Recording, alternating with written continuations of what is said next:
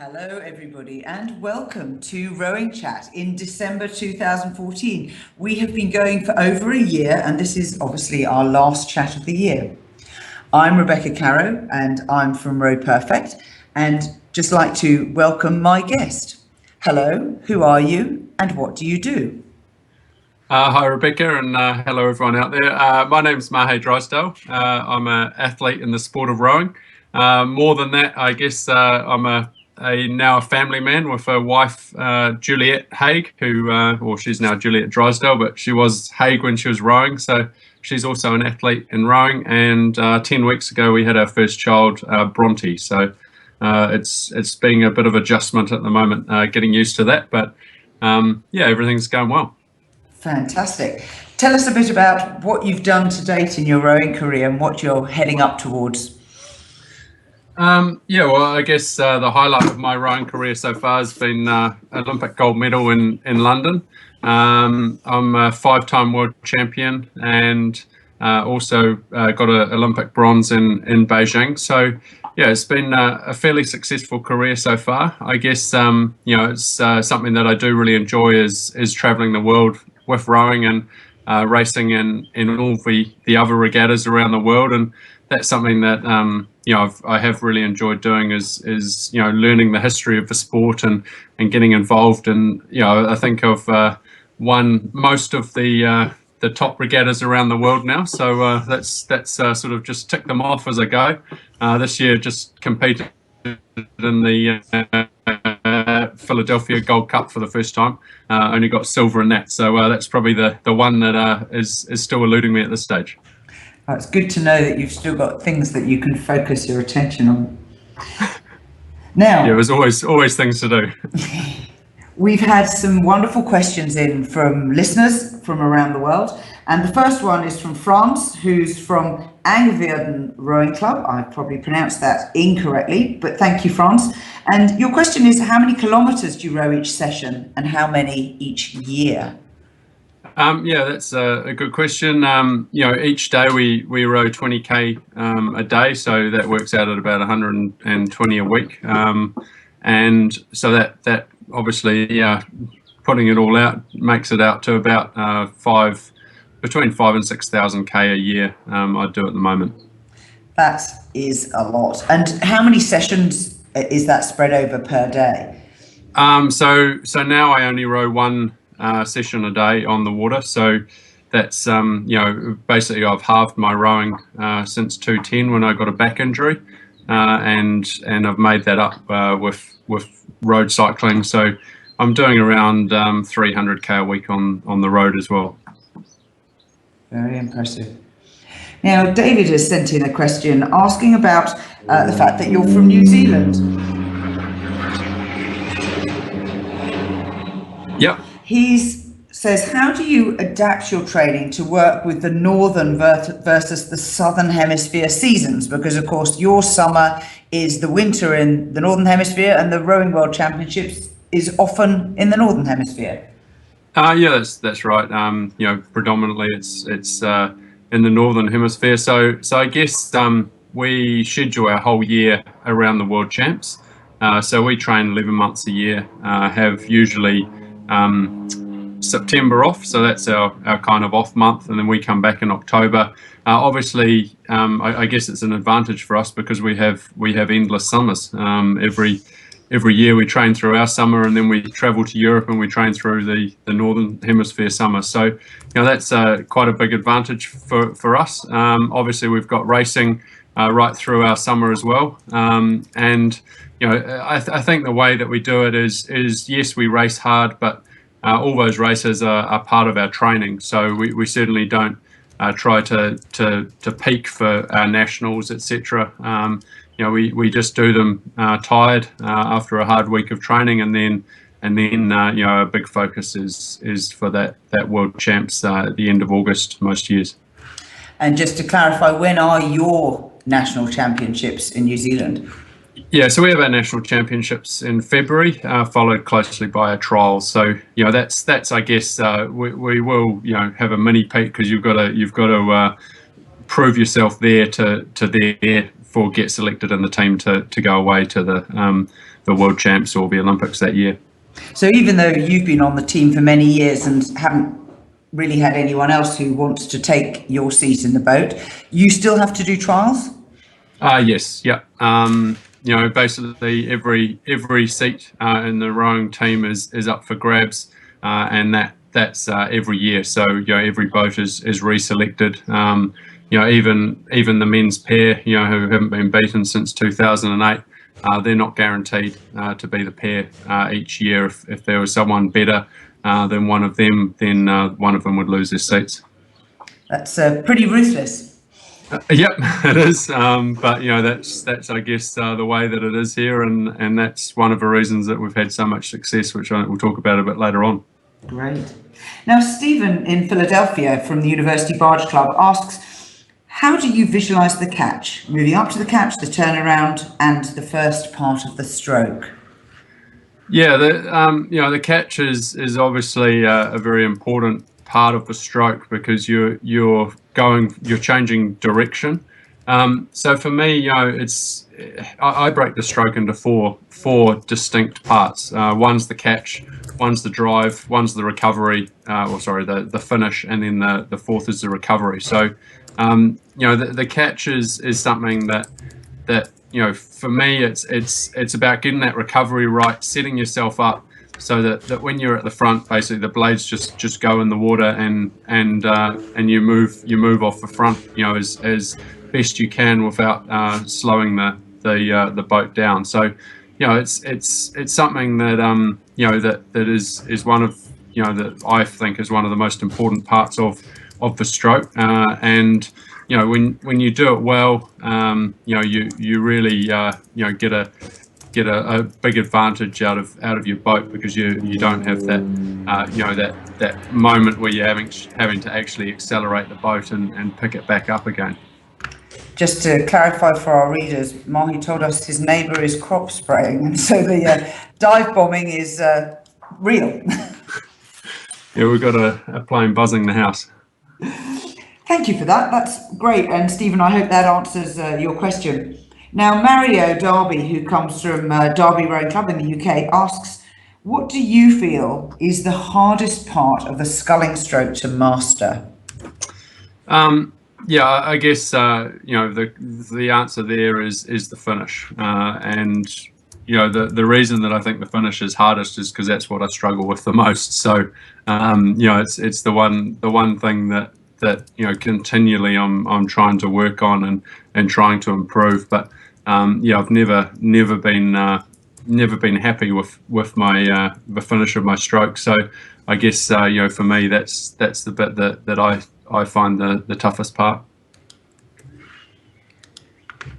So how do you, what are the things you're working on right now with your finishes? Yeah, it's basically if you've watched any video of me, you'll see that basically my blades come out of the water, and after my blades are out of the water, my hands keep going back, and yeah, it's just something that I don't know. It doesn't feel like I'm doing it.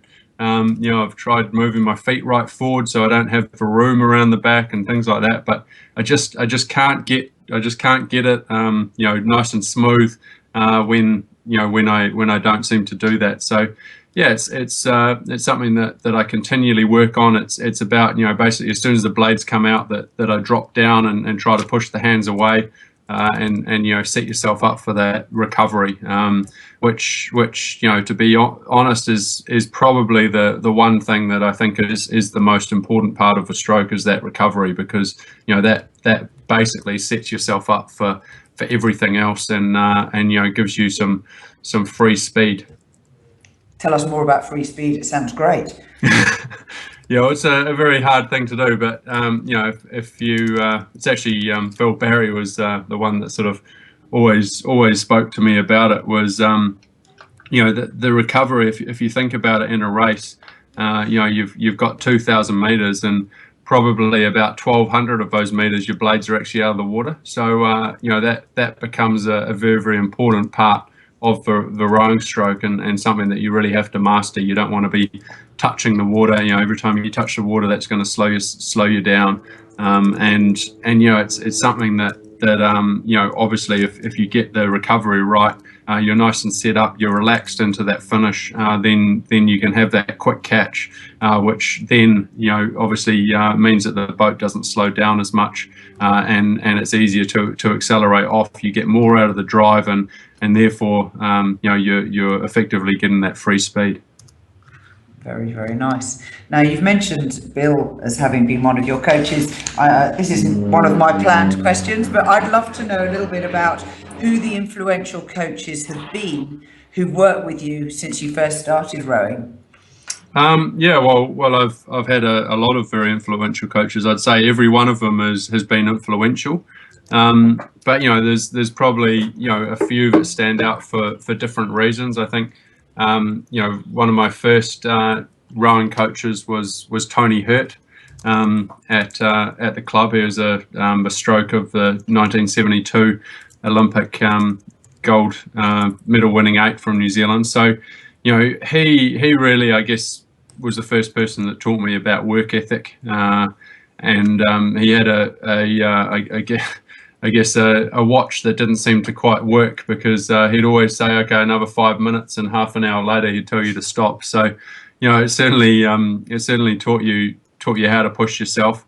You know, from there, John White was another one of my club coaches, and you know, he's been a mentor to me right throughout my sculling career. He actually rowed with Tony Hurt in the double for West End, and they you know, won a lot of titles. But you know, he's always been a constant. He's been a good friend. He's been someone that I can always you know, rely on to be able to ring up if I'm struggling with someone, and supported me right throughout my career. And he was the one that really, you know, helped me when I first started sculling, moving from sweep. You know, from there, I guess, you know, obviously Dick Tonks has been a huge influence in my life, not only setting up the Rowing New Zealand program, but as my you know, personal crew coach. So you know, I've worked with him since 2005. He's been my you know, my crew coach. I've had 2 years with Kelvin Ferguson in that time, but you know, most of that time's been spent with him. But you know, right from when I started in the New Zealand program in 2001, he was the head coach. So he's probably been the most influential of all.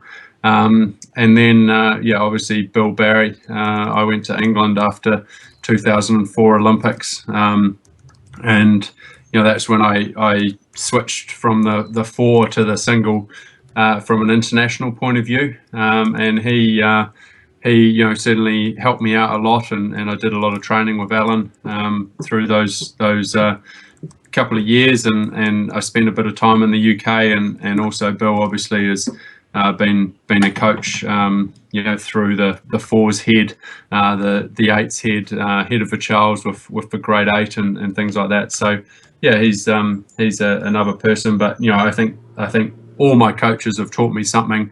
You know, those are probably just the ones that stand out for various reasons, you know, out of the others. But I, you know, certainly thank all the others that have helped me along over the years. Fantastic. Now, Elizabeth from Rochester Boat Club asks us, in reviewing videos of elite rowers, it seems that layback is less now. What do you think is the optimal layback, and why?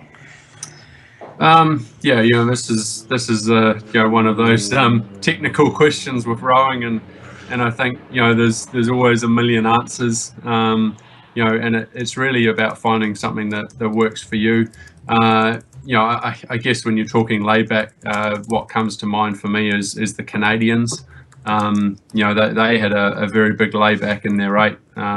You know, especially in the early days around that 2003, 2004, and you know, going on.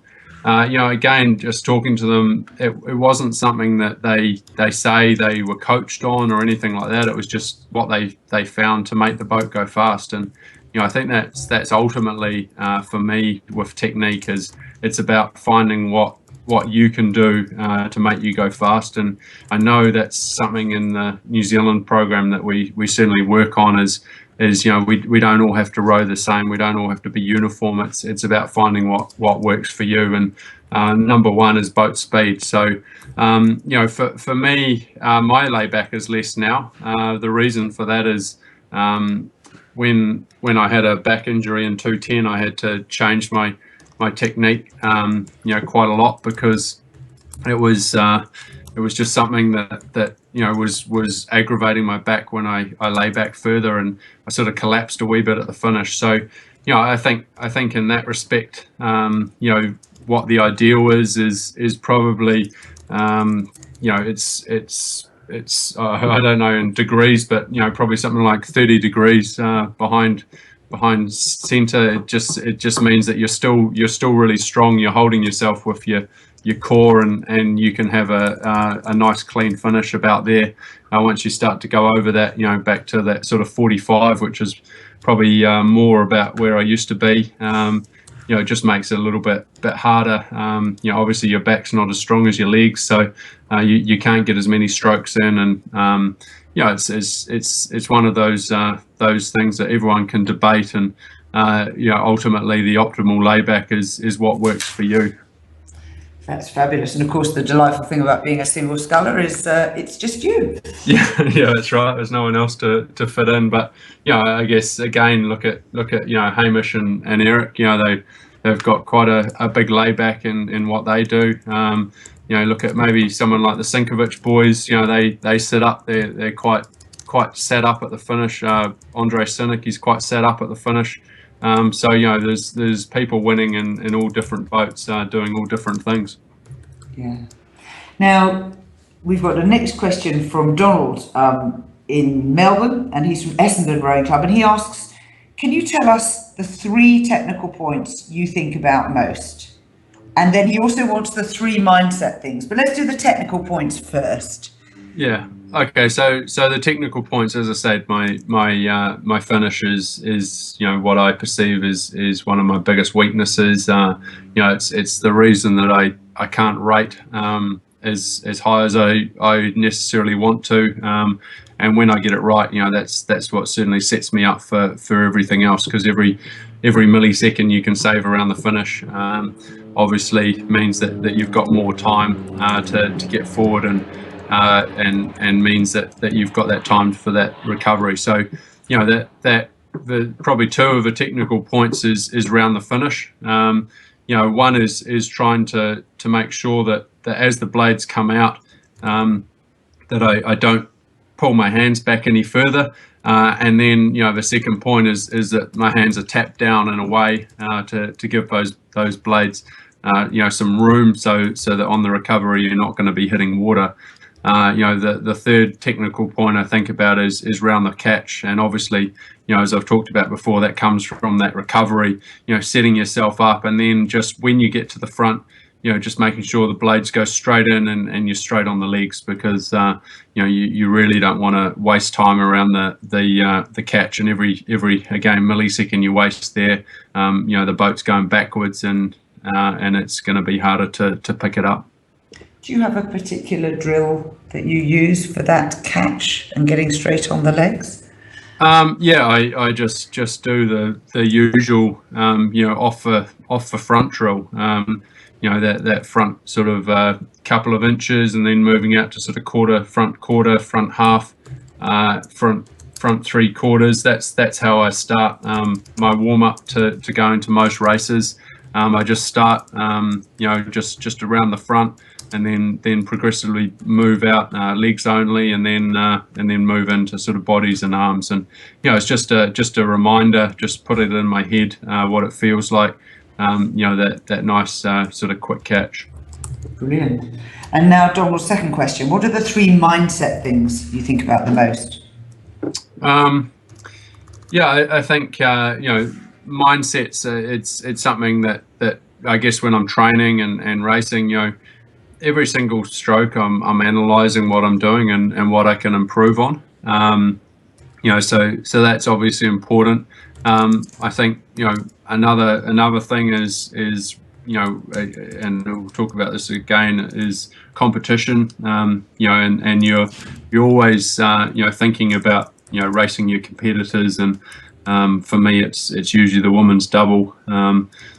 That's Andre Cynic that I'm training against every day and trying to beat. And then probably as I've got older, it's just learning that you just being smart about what you're doing, and making sure that you make the most of every single session.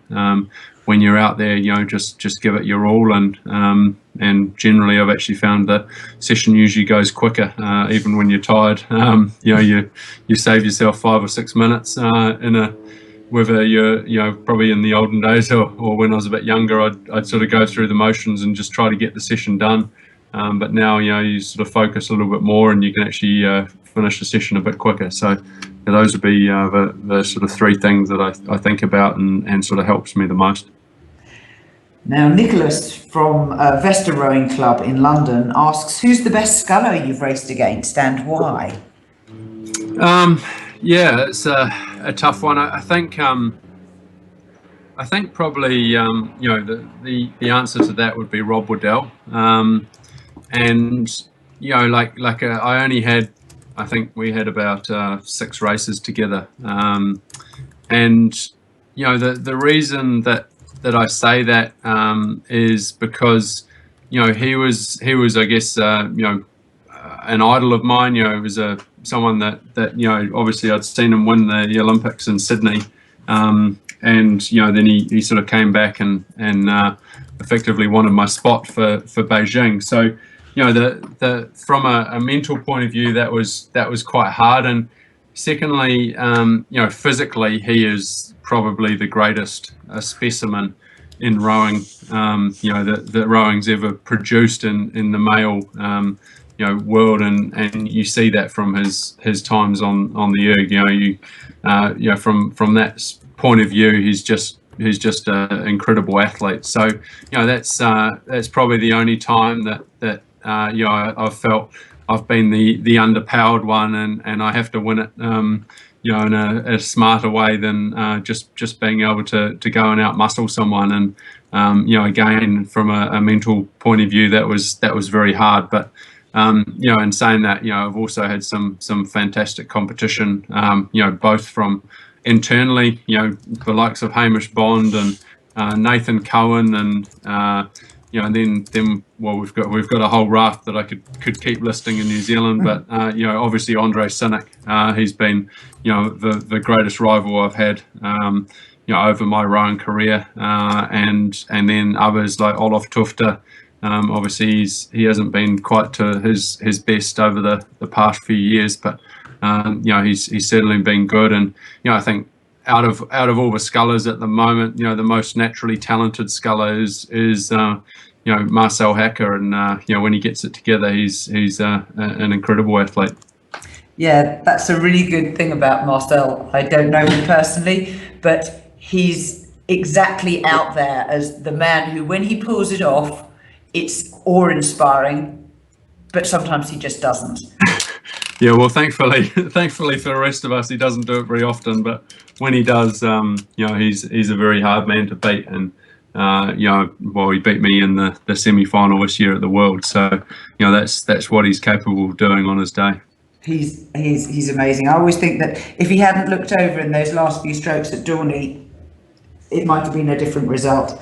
Yeah, exactly. And that was probably one of the saving graces for me, I guess. But you've got to take them when you can. Yeah. Now moving on, Amina from Portadown Rowing Club, which is in Northern Ireland, asks, which sport outside of rowing do you do which you think best helps your rowing? Well, I guess cycling, I'd have to say, is the most correlation, as in I use it a lot now for my training. With my back is just resting my back, but that's the sport that's the closest to rowing without actually rowing. But I guess that's what you'd say was best helps your rowing. But certainly I love my golf, and you might say golf has absolutely nothing to do with rowing, but it is actually very similar in the fact that I guess you think of a rowing stroke and you think of a golf swing, and it's about the timing and the that accuracy. So from a mental point of view, I think it's actually quite a leveler, and it's certainly being able to stand up on the tee completely out of your comfort zone and try to hit that ball, and you get sort of instant feedback as to how good that swing was. And so trying to be consistent in that is certainly from a mental point of view is very helpful to rowing. Great stuff. Now Tim from New York Athletic Club asks, what's your favorite way to sharpen up for a 2K? Yeah, to be honest, we don't do too much in the way of sharpening up. Dick Tonks believes in hard work, and if you get to row 12K the day before a race, then you certainly take it, because quite often you're doing 20 and going into it tired. So but I guess when we look at the worlds, and when we do get to, that's the one time in the year we do get to really sharpen up. Probably one of my favorite tools is the sort of 12 on, 5 off, or 17 off, sort of 7 off. Those I find are really useful. Just that sort of over speed stuff where you're really it's enough strokes to sort of get into a rhythm, but that's something I find that really helps me get my rating, and I know it's something that I use a lot when I'm struggling with rate. Dick will send me out and make me do a couple of 1,000 meter. I might do 1,000 meters doing 12 on, 5 off, or something like that, and I find that really does help. Fantastic. Now Dodris from Tilburg University Rowing Club wants to know, he's at the point where he's got to choose between rowing and a career. Have you ever regretted choosing to be a rower? Yeah, it's again, it's a very good question. It's a move I had to make. When I was 22, and I worked for 3 months full time, and I got a choice of basically continuing my job in Auckland, or moving to Karapiro and taking up rowing. And when you look at it in hindsight, well, there wasn't even a decision to make. But at the time, I honestly did. I tossed it up because there was no guarantees in rowing. But as I say, in hindsight, no, I've never regretted choosing to be a rower. I guess the way you look at it is, you can be an Olympic athlete in rowing until about the age of 40. You can work until you're probably 65, 70 quite easily. So there's still once you finish rowing, you've still got 25, 30 years where you can go and work on your career and do that. So but you certainly don't want to get 15 years time be watching the Olympics in 2028 and go, oh man, could have I been there? Could have I been winning that gold medal? And even if you don't succeed, I still think you won't regret it, because then you won't have any what ifs. And the other thing is rowing is an amazing it's an amazing sport. You make some really good friends. Some of my best friends are the guys that I race against. The likes of Alan Campbell and Olof Tufte and Andre Sinek.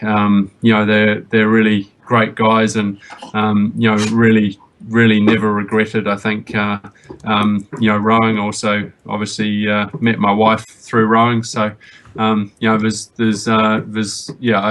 think for me, in hindsight, it's an easy decision. Go rowing, give it your best shot, and see where you can get. And obviously the career will be there, and I know, as I say, I know how hard it is at the time, but I don't think you'll ever regret choosing to row.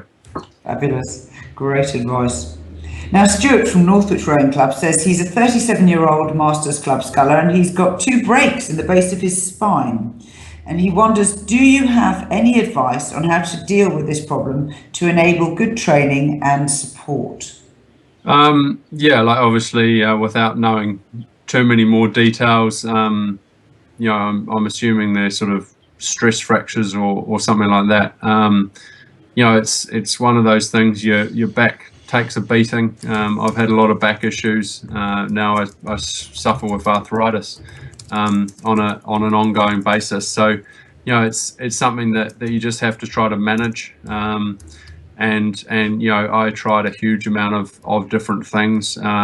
I guess, you know, what I did find was useful. One, I use an osteo, and I still go to osteo, you know, on a weekly basis just to keep everything loose. I use a possum belt around my waist. That just keeps it warm. You know, warms up all those muscles around the area, and that just allows things to move a little bit freer. I've done a bit of well, I can't think. I use an inversion table, just hanging upside down, and that just, you know, just releases the back, and obviously a lot of stretching. But you know, unfortunately, you've got to find, again, something that works for you. And it's a matter, probably there's initially you've got to let things heal a little bit, and then find a way around it, and dealing with it. And unfortunately, as you get older, as I've found, you know, it gets a lot harder, and you know, you can't quite thrash your body as much as you could when you're younger. And you know, like for me, I completely changed the way I train in the sort of end of 2010 to 11, and now I only, as I said, I do around 5,000 to 6,000 k a year. I used to row, you know, that 10 to 11,000 k a year. So, you know, that's been a big change. Just getting on the bike gives my back a little bit more time to relax, sort of recover between sessions. Very interesting. This flows nicely into the next question from Paul from Monmouth School Rowing Club in Britain. And he says, has your training methodology changed over the time you've been racing for New Zealand? I'd say the methodology hasn't changed. No. You know, like the base of the fundamentals of the program haven't changed at all. It's about hard work. It's about long distance, you know, and it's about, you know, that really building that aerobic base. And you know, we had a very famous coach here, Arthur Lydiard, who was very successful in distance runners, and we very much follow, you know, his methodologies. In saying that, for me, I guess it's not necessarily the methodology, but for me, the actual way that I do it has changed. As I say, you know, going from doing 2 sessions every day on the water to doing 1 session on the water and 1 session on the bike. So, you know, that has been a big change since 2011. I've been doing that, and you know, we still play around. This year I took a little bit of the cycling out, went from 6 sessions to 4, and added in 2 kayaking sessions and some weights. And you know, that's just again, that's Dick just tweaking things. He's you know, just from the biking, he was saying, like, your upper body is losing some of its losing some of its power. So, you know, let's try something that will try to build that upper body up with going and doing a couple of weight sessions, and obviously, you know, the kayaking is good for that core and upper body as well. So yeah, those are, I guess, is what has changed. But overall, the thinking, the fundamentals of the New Zealand program hasn't changed in the 14 years I've been involved. Fabulous. Right, we're going to take a message from our principal sponsor. Shortcut finding the best Christmas gifts for the rower, coach, or coxswain in your life with Row Perfect's Gifts for Rowers. Browse the latest DVDs, including Mike Spracklin's Rowing Philosophy, and ebooks like Steve Fairburn's classic On Rowing, as well as humorous t-shirts with captions like I love my cox and sex and rowing. If jewelry's your thing, there's a dog tag pendant called Never Give Up, or one with a map of your favourite river or race course. Always popular are rowing gloves, the sculler's rear view mirror, and the new orator rating watch. If Santa has deep pockets, why not get a hindsight vision streaming video camera to see what's in front of your boat? Or an RP3 indoor rowing machine. Of course, that's the ultimate way to train. Find out more at rowperfect.co.uk and search for gifts for rowers. Right, I'm back here with Mahé Drysdale, and our next question comes from Lewin from Canterbury, and he wants to know, is there a single clear and obvious reason for the glut of very talented Kiwi oarsmen and women? Well, I guess if you say single, Dick Tonks, you know, he's the reason, you know, that we are so strong at the present time. And he's still the head coach as well as coaching individual crews. He's no longer the head coach. He's head coach of women's rowing, and he coaches. Yeah, he's the crew coach of myself and the women's double. But you know, it's his I guess program, his methodologies that you know has made rowing as strong as they made New Zealand rowing as strong as they are at the moment. And Peter Maszek wants to know what the main reason New Zealand rowing is so strong. So broaden your answer. Tell us more reasons. Yeah. So I guess the number one was obviously Dick, and he had a vision. Obviously, just focusing on small boats. The reason that we focused on small boats was that we didn't have many people at the time. We're talking of a program of about 10 or 11 athletes. So that was sort of the number one reason for that, as well as we didn't have much money. And so he put a program in place. Obviously, that was very successful with Rob Waddell. Then the Swindell twins, they learnt from Rob, and they continued that program on. In 2001, Rowing New Zealand made a decision that everyone that wanted to row for New Zealand would be based at Karapiro in Cambridge, and really what that did is one, it made it a very competitive environment because we could line up and race each other on a daily basis, both in training and in racing, and it also meant that as the youngsters were coming through, they were rubbing shoulders with the best in the world, and the youngsters didn't actually come back into the program until about 2007. They were still sort of based around the country, but from 2007 onwards, then we had the juniors, the under-23s, and the elites all in one place.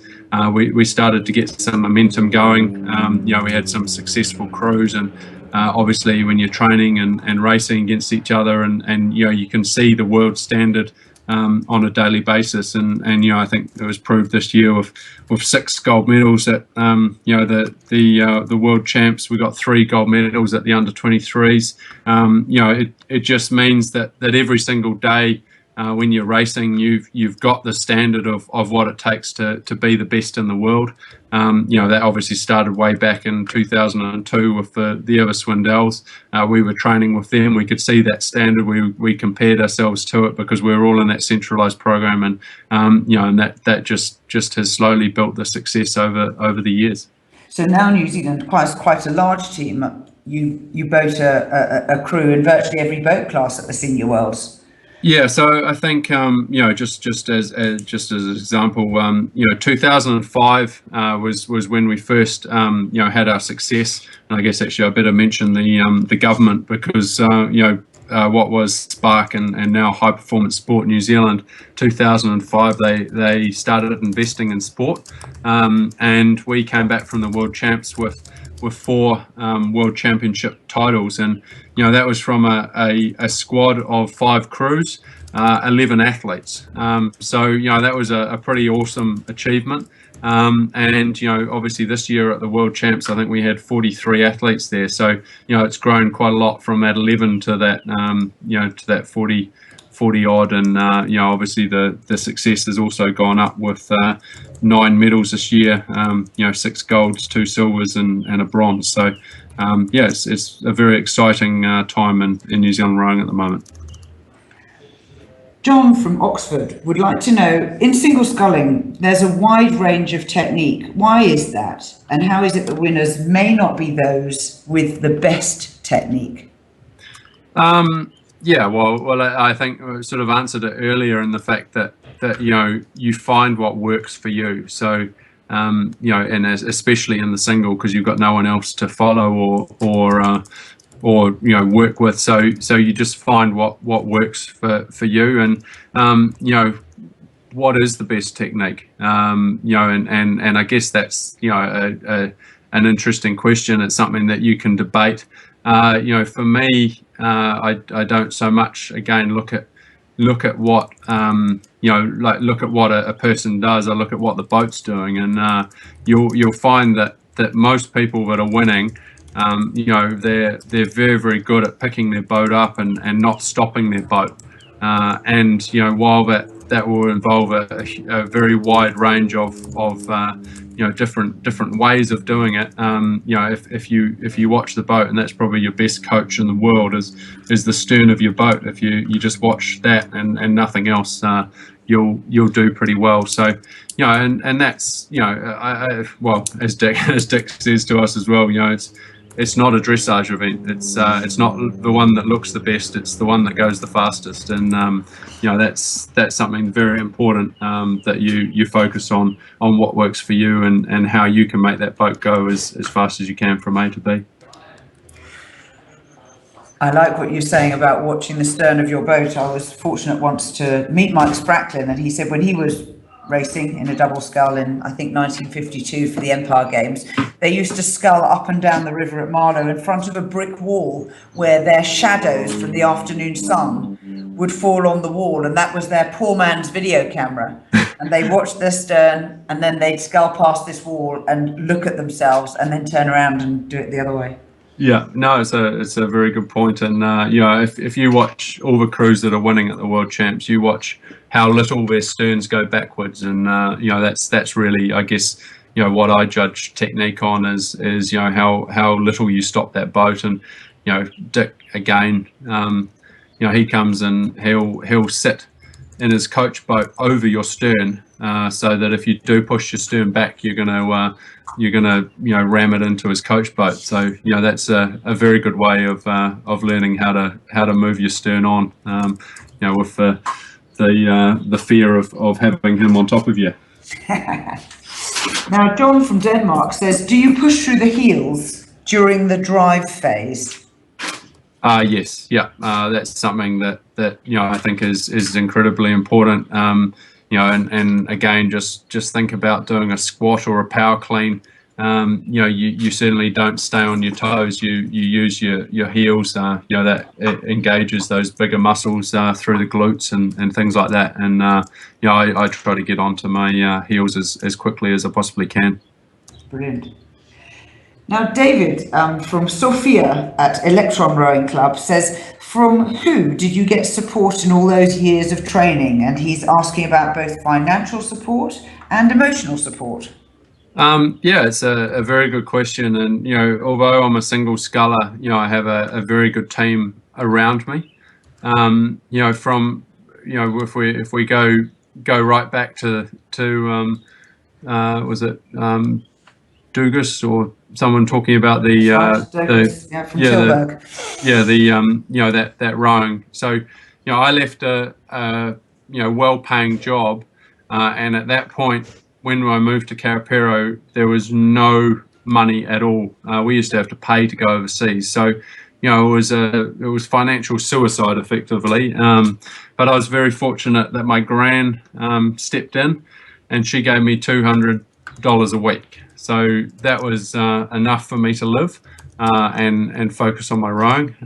You know, I certainly didn't get me any luxuries, but you know, it was certainly better than nothing, and that was a huge step up. So, you know, from a financial point of view, that's how it started for me. And she funded basically my rowing career until the moment that I started getting paid, as I said, through High Performance Sport New Zealand, and that was 2005.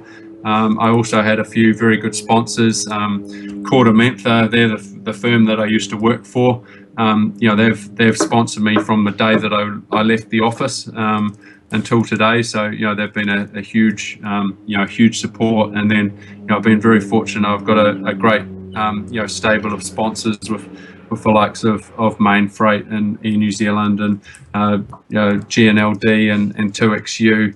All looking after us, and Bankstream, have been a wonderful sponsor of Rowing New Zealand, as well as providing all the Olympic gold medalists.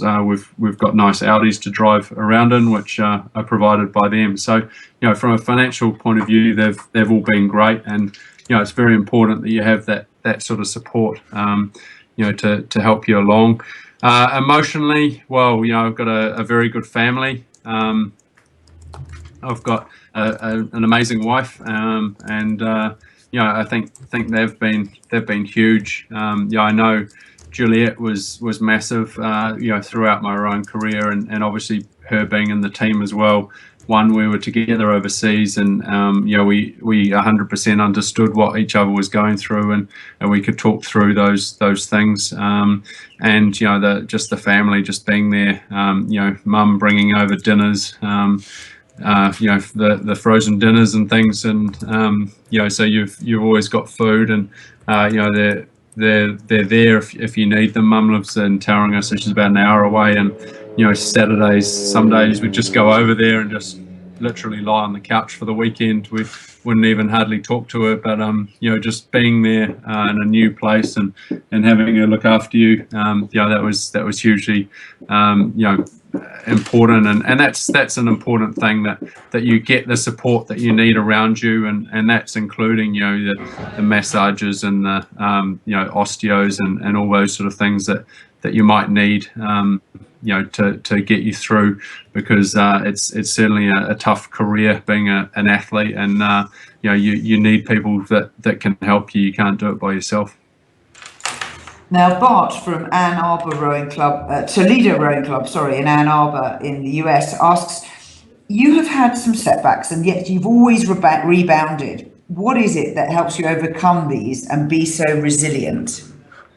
It's a great question. I think I've always had goals, and I've always, obviously the Olympic gold medal, London. Well, before that it was to win it in Beijing, and then it moved on to London, and now I've set another goal of winning Olympic gold medal in Rio. So I guess that's always at the end of the road. And yes, I've had some setbacks, bike crashes and injuries and things like that, but it's about not letting anything get in the way, and don't let any obstacle stop you. So you've got to, when something happens, you've got to reassess, you've got to find a way around it, and and then just move on. And as I said, I've had to change the way I've trained. I've had to change a lot of things in my technique to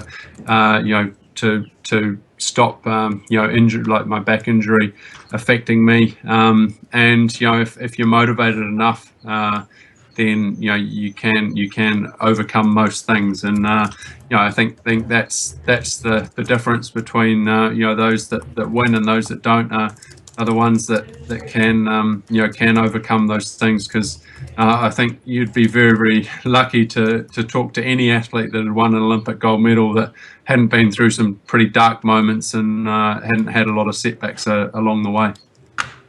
That's absolutely fascinating, and it's nice to know in many ways from club rowers like myself who have our own smaller goals that actually the process is exactly the same. Yeah, no, it is, and I think that's you'll find most successful people in whatever they do have to overcome a lot of things along the way. Now, Rob asks, when you're in the darkest part of a race or a training session, what thoughts make you dig deeper? Yeah, it's a good question. It's rowing is a painful sport, and we quite often wonder why I like doing it. But it's it's getting through those dark moments. And amazing when you get to the end of a race how you forget them so quickly. But the thoughts, I guess, it's about the preparation. I know that most of the time for us, by the time we get to a race, that's the great part, because we've been punished so much in training that a race seems easy. That's I guess one mindset thing, and then on the other hand, what are some of the thoughts, like in that training session in the racing? It's thinking about your competitors. It's I guess thinking about in a race, I like to inflict pain on my competitors. I kind of think that even though I'm hurting, they're hurting more than me. It's just a mental way to sort of help you push even harder. And in those, again, in those training sessions, usually got that woman's double next to you, and that just becomes Andre Cynic or Alan Campbell, and you want to beat them. So that's been some of the things that I use. I'm going to move on to a question from Hector in Miami from the Bellin Jesuit Prep School. He says, should you erg with the power curve towards the right if you row small boats, specifically the single? I would say no. Like the ideal power curve is effectively a rectangle.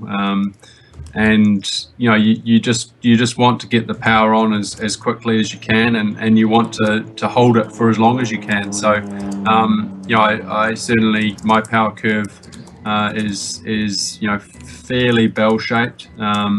Certainly the power comes on fairly quickly, and you try to hold that as long as you can. I don't think you need to mess around and try to move it left or right. If you can get it pretty pretty mirror shaped, then to me that's what you want for any boat. So mirror shaped, you mean symmetrical? Yeah, symmetrical. Yeah. If you draw that sort of line down the middle, you want it fairly even on both sides. Brilliant. I hope that answers your question, Hector. Now, Marcus from Maidenhead Rowing Club in the UK wants to know, how can a heavyweight gain advantage over lightweights? Is it training and stamina to maintain power? Well, I think heavyweights certainly can train harder than lightweights, and the fact that lightweights are trying to do it without eating. So it's I have a huge respect for lightweights, because I don't know how they do it without the fuel sources. But I think ultimately you've always got that power advantage over a lightweight, and I know that our lightweights are very, very quick in training, and especially earlier on in the year, and then as we get towards the business end of the season and they're getting down to weight, then the heavyweights can sort of take control. But it is about power to weight, and so if you're 100 kilos, you've got to be producing the power that you will still beat them in that sort of power to weight if you can. So I think it's about training, and obviously as the season goes on, you get closer to the business end of a season, then you should be starting to get on top of the lightweights. But it's always never nice to lose to a lightweight, and it does happen from time to time, unfortunately. Now, Mark wants to know about, what's your opinion on Drew Ginn's style of rowing, his micro pause at the finish, acceleration into front stops? Do you think that's good for all boat classes? It's again, I think Drew Ginn, what a legend. He's certainly someone that I look up to. And again, I don't look at those little little things. I look at it, as I say, I break it down into those four things, that catch, the drive, the finish, the recovery. So to be honest, I've never really noticed that he's got a micro pause and acceleration into the front stops.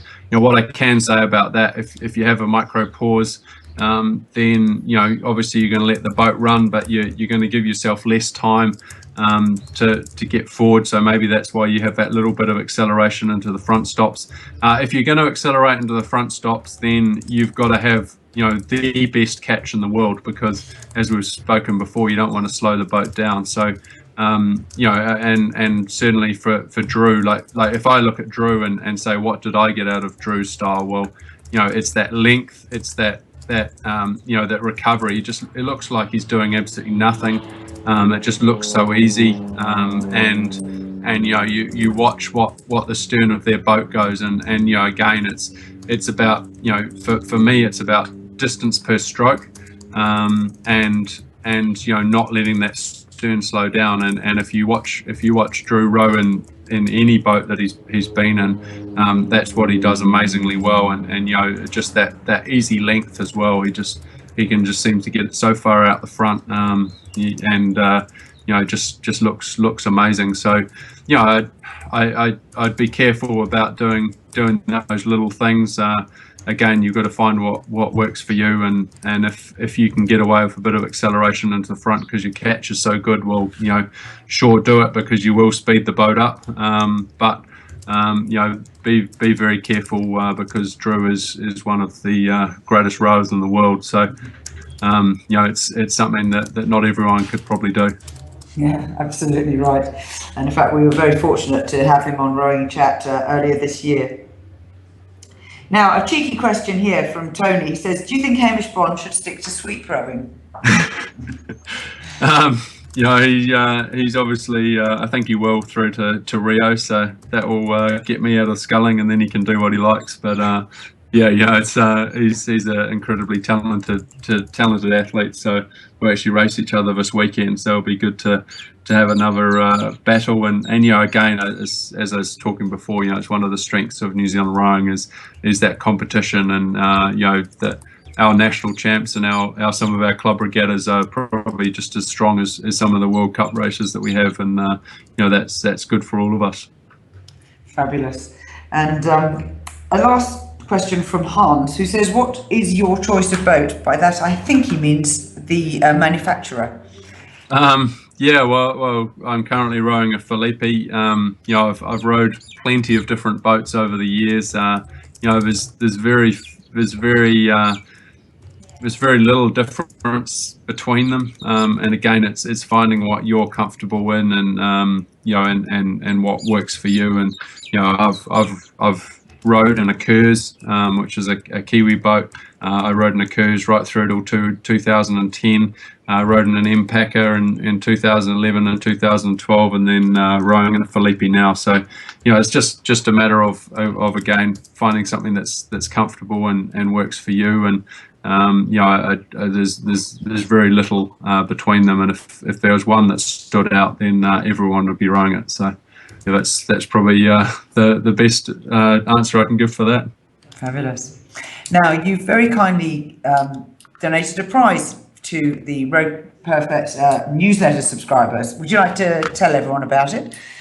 Yes, it's a 2012 Rowing New Zealand top. So it's one of the ones that we wore throughout our tour, and it's going to hopefully a good new home.